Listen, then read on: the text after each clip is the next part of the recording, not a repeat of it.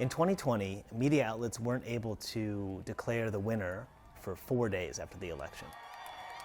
And this year, we expect it's going to take even longer. Polls are showing that this is likely to be one of the closest elections in U.S. history between Donald Trump and Kamala Harris. There are 7 states that are considered battlegrounds.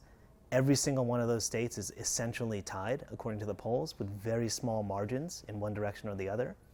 There are a lot of people who vote by mail. That's a trend that's accelerated since the pandemic. In Pennsylvania, the most important swing state by consensus, almost 2 million voters have requested mail ballots. And mail ballots take longer to count.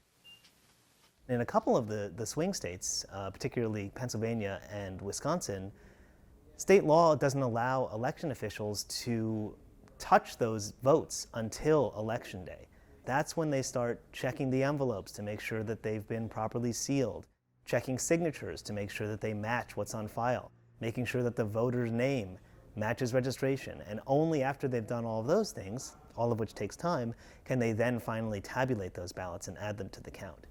Even in states like Arizona and Nevada, where workers are allowed to start processing and tabulating mail ballots before Election Day occurs, it still takes a really long time just because of the sheer volume. So in both those states, a majority of voters vote by mail.